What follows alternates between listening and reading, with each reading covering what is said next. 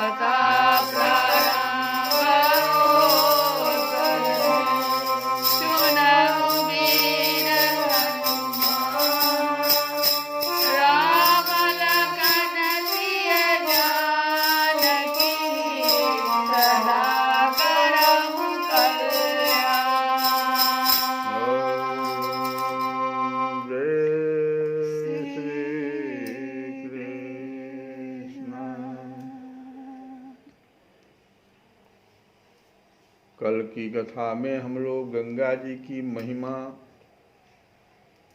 और इतनी बड़ी महिमा कि जब गंगा जल के स्पर्श से ही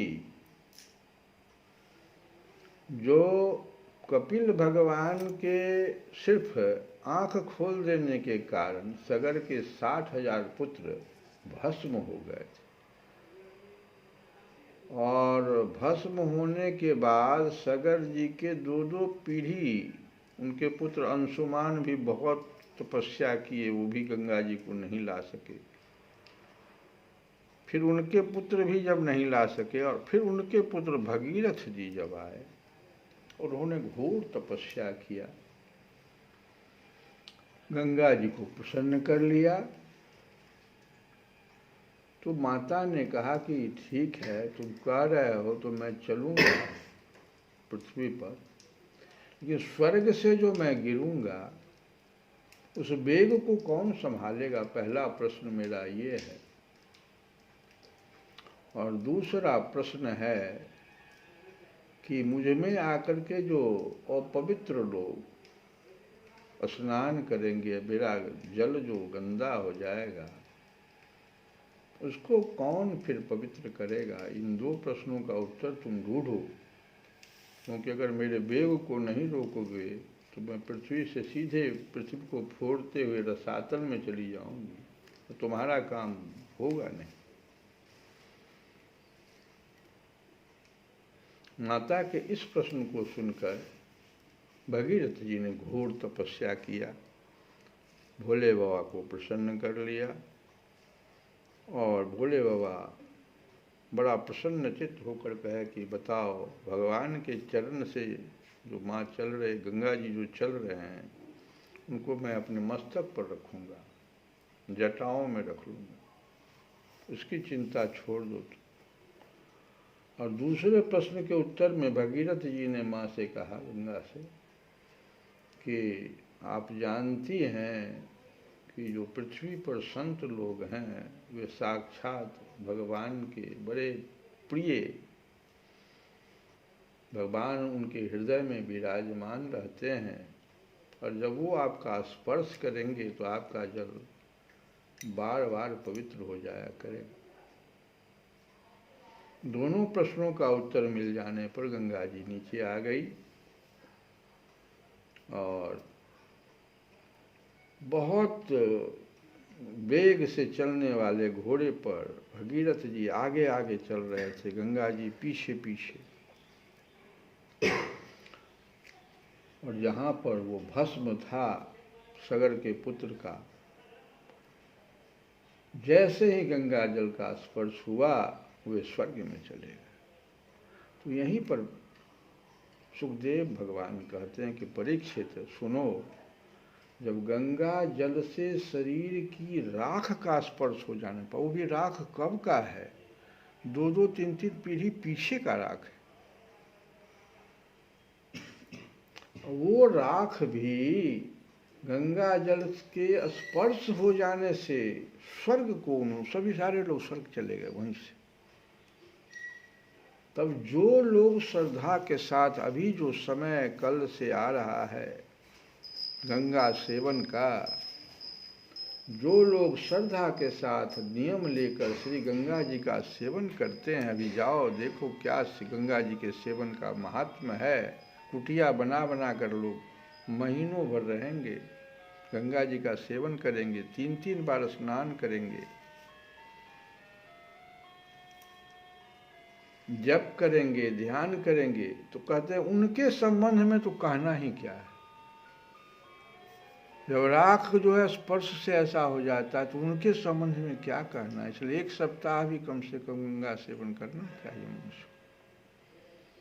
मैंने गंगा जी की महिमा के संबंध में जो कुछ कहा है उसमें आश्चर्य की कोई बात नहीं, क्योंकि गंगा जी भगवान के उन चरण कमलों से निकली हैं जिनका श्रद्धा के साथ चिंतन करके बड़े बड़े मुनि निर्मल हो जाते हैं और तीनों गुणों के कठिन बंधन को काटकर तुरंत भगवत वत्सल बन जाते हैं। फिर गंगा जी संसार का बंधन काट दें, इसमें कौन बड़ी बात है। भगीरथ का पुत्र था। अब भगीरथ जी के पुत्र की कथा सुनो। भगीरथ जी के पुत्र का नाम था श्रुत, और श्रुत के नाभ हुए। यह नाभ पूर्वोक्त नाभ से भिन्न है। पहले जो हम लोगों ने नाभ की कथा सुनी थी उससे ये भिन्न है। ये नाभ का पुत्र था सिंधु द्वीप, और सिंधु द्वीप का अयुतायु, अयुतायु के पुत्र का नाम था ऋतुपर्ण। वह नल का मित्र था। वही नल जो भगवान के साथ जो समुद्र में पुल बनाने में जो काम किया था, और उसने नल को पासा फेंकने की विद्या का रहस्य बतलाया था, और बदले में उससे अश्व विद्या सीखी थी।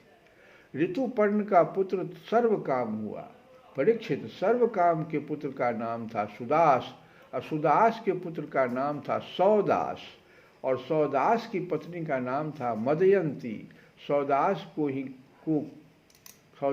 ही कोई कोई मित्र सह कहते हैं, और कहीं कहीं उसे कल्पमाशपाद भी कहा गया है। वो वशिष्ठ के शाप से राक्षस हो गया, और फिर अपने कर्मों के कारण संतानहीन हुआ।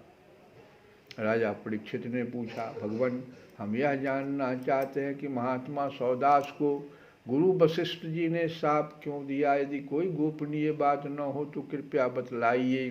तो सुखदेव जी कहते हैं कि परीक्षित, एक बार राजा सौदास, इस कथा को सुनने में इस बात को ध्यान रखना कि इसी वंश में भगवान राम आएंगे।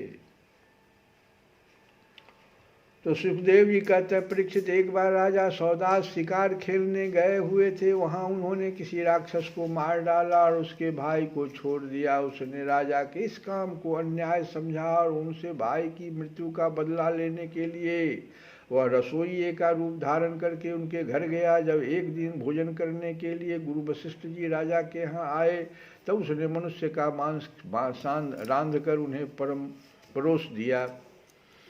जब सर्वसमर्थ वशिष्ठ जी ने देखा कि परोसी जाने वाली वस्तु तो नितांत अभक्ष्य है, तब उन्होंने क्रोधित होकर राजा को शाप दिया कि जाए तू, इस काम से तू राक्षस हो जाएगा। जब उन्हें यह बात मालूम हुई कि यह काम तो राक्षस का है, राजा का नहीं, तब उन्होंने उस शाप को केवल 12 वर्ष के लिए कर दिया। उस समय राजा सौदास भी अपनी अंजलि में जल लेकर गुरु वशिष्ठ को शाप देने के लिए उद्यत हो गए थे, परंतु उनकी पत्नी मदयंती ने उन्हें ऐसा करने से रोक दिया। इस पर सौदास ने विचार किया कि दिशाएं, आकाश और पृथ्वी, सबके सब तो जीव मैं ही हैं, तब यह तीक्ष्ण जल कहाँ छोड़ूं। अंत में उन्होंने उस जल को अपने पैरों पर डाल दिया, क्योंकि जल को अभिमंत्रित कर दिया था उन्होंने। अंत में उन्होंने उस जल को अपने पैरों पर डाल दिया। इसी से उनका नाम मित्र सहप हुआ। उस जल से उनके पैर काले पड़ गए थे, इसीलिए उनका नाम कलमासद पाद भी हुआ। अब वे राक्षस हो चुके थे। एक दिन राक्षस बने हुए राजा कलमासपाद ने एक वनवासी ब्राह्मण दंपति को सहवास के समय देख लिया। कलमासपाद को भूख तो लगी ही थी, उसने ब्राह्मण को पकड़ लिया। ब्राह्मण पत्नी की कामना भी पूर्ण नहीं हुई थी। उसने कहा, राजन, आप राक्षस नहीं हैं, आप महारानी मदयंती के पति और इक्ष्वाकु वंश के वीर महारथी हैं। आपको ऐसा अधर्म नहीं करना चाहिए। यह राक्षस कोई राक्षस नहीं होता है, मनुष्य ही राक्षसी वृत्ति को प्राप्त कर जाता है। उसको याद ही नहीं रहता है कि हम कौन हैं। इस बात ये कथा जो है यहाँ पर ध्यान हमको दिला रहा है। अब वो ब्राह्मण पत्नी कह रही है कि आप जो है राक्षस नहीं हैं, हे राजन, आप महारानी मदयंती के पति हैं और इक्ष्वाकु वंश के वीर महारथी हैं। आपको ऐसा अधर्म नहीं करना चाहिए। मुझे संतान की कामना है और इस ब्राह्मण की भी कामनाएं अभी पूर्ण नहीं हुई है, इसलिए आप मुझे मेरा यह ब्राह्मण पति दे दीजिए। राजन, यह मनुष्य शरीर जीव को धर्म, अर्थ, काम और मोक्ष चारों पुरुषार्थों की प्राप्ति कराने वाला है। 4 ही तो पुरुषार्थ ही है मनुष्य का, धर्म, अर्थ, काम और मोक्ष। लेकिन अभी अगर आप ध्यान देंगे तो धर्म और मोक्ष 2 पुरुषार्थ किसी को किसी की कामना ही नहीं रह गई है। सारे लोग अर्थ और काम में लगे हुए हैं। अर्थ किस तरह से हम प्राप्त करें और काम मेरा कैसे पूरा हो।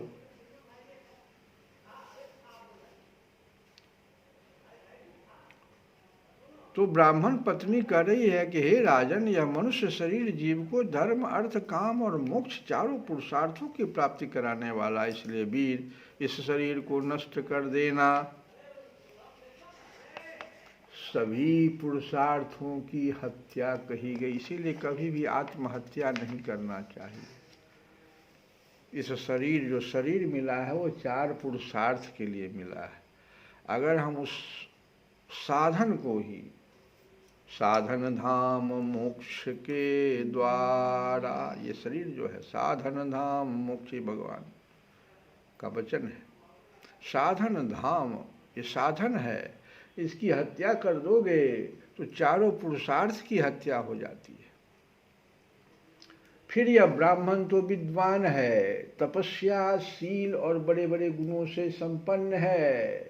या उन पुरुषोत्तम परब्रह्म की समस्त प्राणियों के आत्मा के रूप में आराधना करना चाहता है, जो समस्त पदार्थों में विद्यमान रहते हुए भी उनके पृथक पृथक गुणों से छिपे हुए हैं। राजन, आप शक्तिशाली हैं, आप धर्म का मर्म भली भांति जानते हैं। जैसे पिता के हाथों पुत्र की मृत्यु उचित नहीं, वैसे ही आप जैसे श्रेष्ठ राजर्षि के हाथों मेरे श्रेष्ठ ब्रह्मर्षि पति का वध किसी प्रकार उचित नहीं है। ये अभी जो हमारे साथ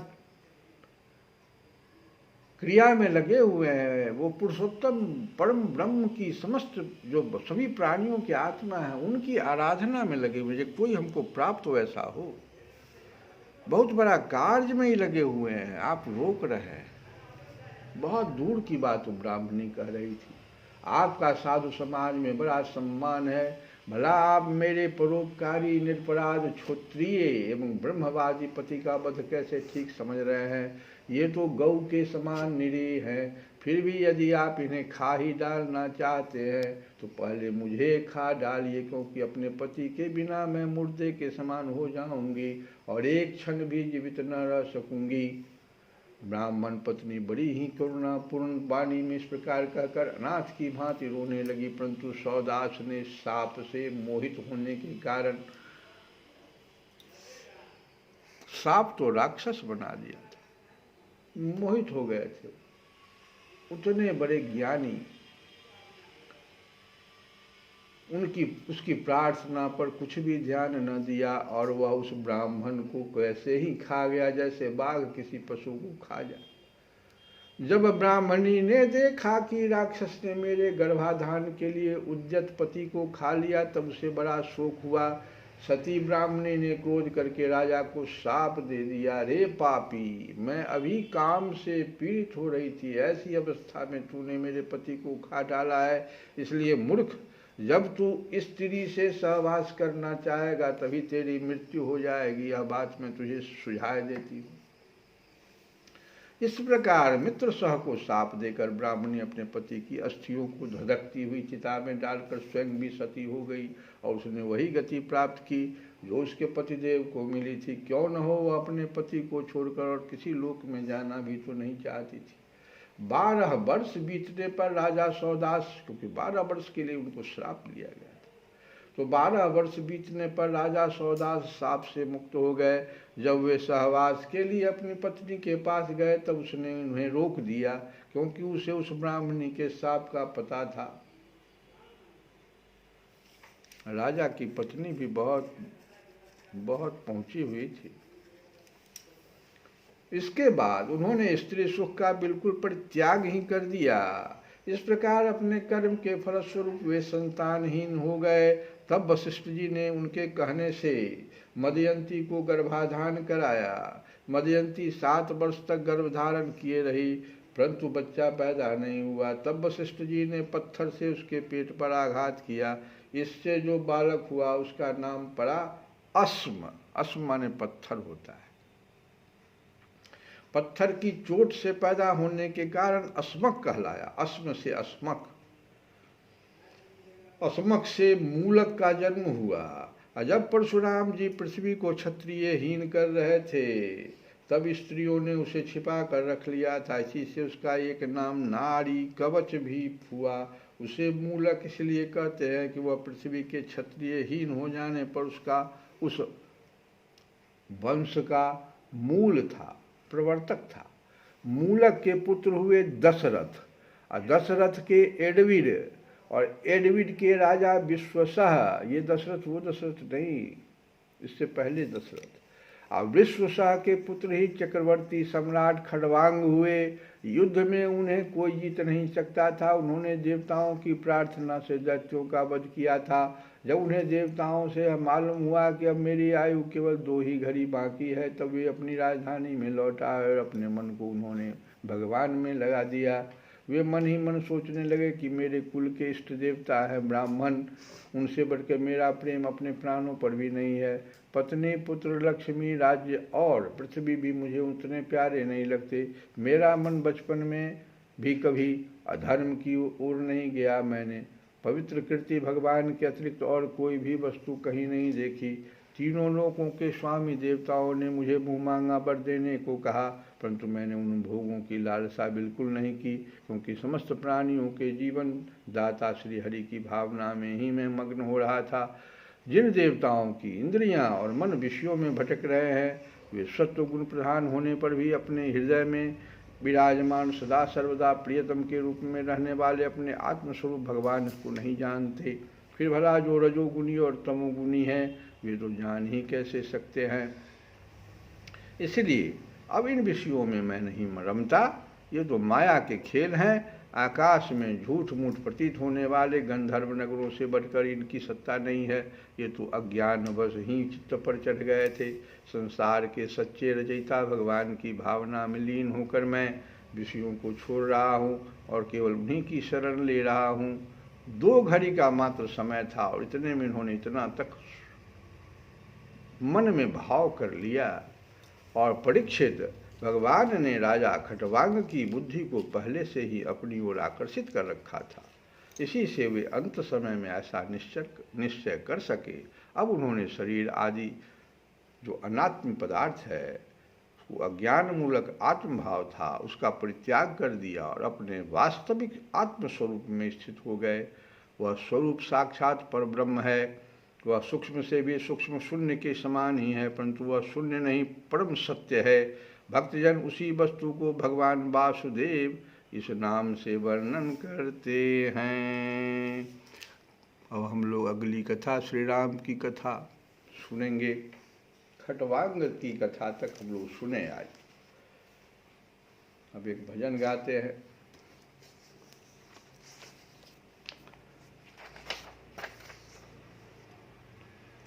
भजमन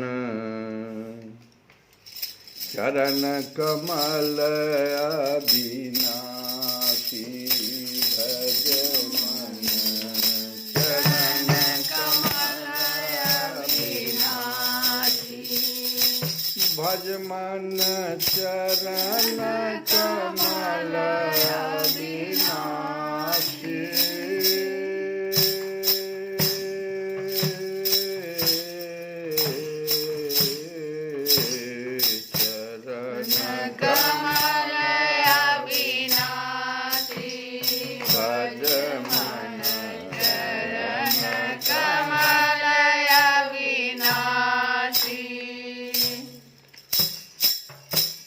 जेताई दिसे धरन गगन बीच, तेताई सब उठ जासी। कहा भयो तीरथ व्रत कीने, कहा लिए करवत काशी। भजमन चरण कमल अविनाशी, भजोड़े भैया राम गोविंद हरि। भजोड़े भैया राम गोविंद हरि, भजोड़े भैया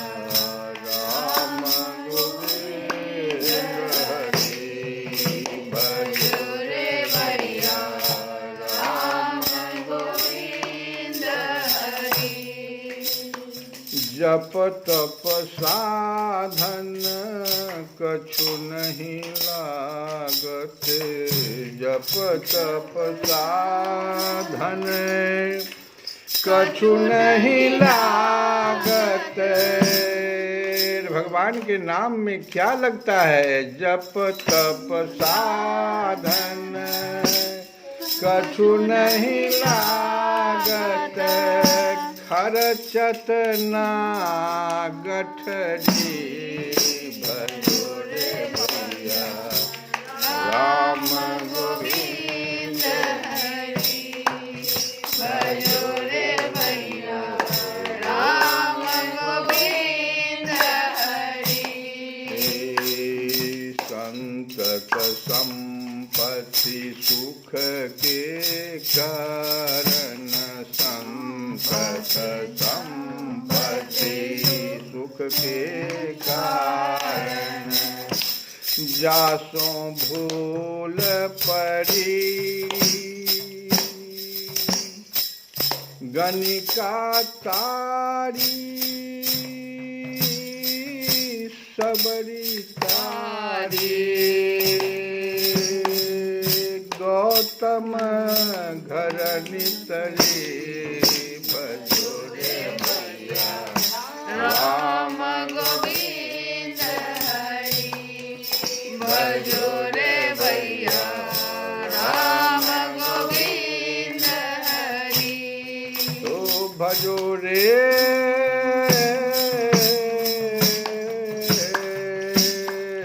भजो रे भजो रे भजो रे भजो रे भजो रे भजो रे भजो रे भजो रे भजो रे भजो रे। श्री राम जय राम जय जय राम, श्री राम जय राम जय जय राम, श्री राम जय राम जय जय राम, श्री राम जय राम जय जय राम। भजो रे भैया राम गोविंद हरि, भजो रे भैया राम गोविंद हरि। ओ खग मृग व्याध अजामिल तारे, खग मृग व्याध अजामिल तारे, खग मृग व्याध अजामिल तारे, जिनकी नाव भरी भजो रे भैया राम गोविंद हरि, भजो रे भैया राम गोविंद हरि। गज कोटे सुनत उठी धाये, गज कोटे सुनत उठी धाये, रुके न पलक भरी, और अनेक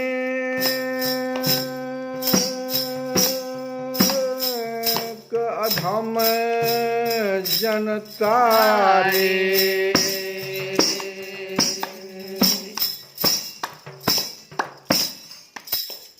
और अनेक अधम जनतारे, गिनती न जात करे भजो रे भैया राम गोविंद हरि, भजो रे भैया राम